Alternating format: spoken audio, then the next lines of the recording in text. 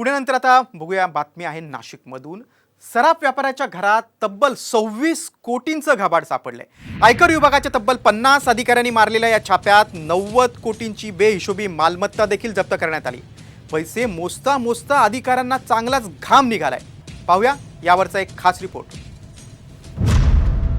नाशिकमध्ये 30 तास धाड, 26 कोटींचं घाबाड।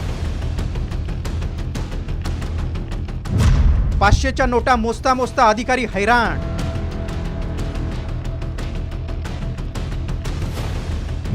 सराफाकडे कोट्यावधींची बेहिशोबी मालमत्ता।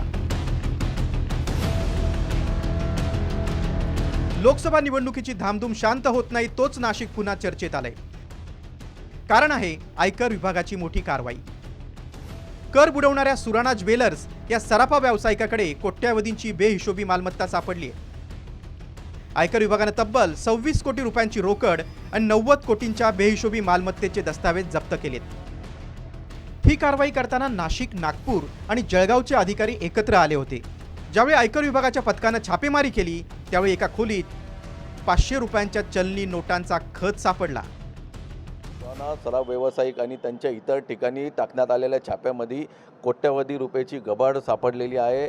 फिल्मी स्टाईल ही कारवाई करण्यात आलेली आहे। जवळपास 26 कोटीची रोकड घरात लपवलेली असल्याचं समोर आलं आहे आणि ही सगळी रोकड आता आयकर विभागाने आपल्या ताब्यात घेतलेली आहे। तर 90 कोटीपेक्षा जास्त रकमेचे मालमत्ता, बेनामी मालमत्ता देखील सापडलेला आहे। काही दिवसांपूर्वी नांदेडमध्ये अशाच प्रकारे केलेल्या कारवाईत 170 कोटींची बेहिशोबी मालमत्ता जप्त केली होती, तर धाडीत 14 कोटींची रोकड ताब्यात घेतली होती।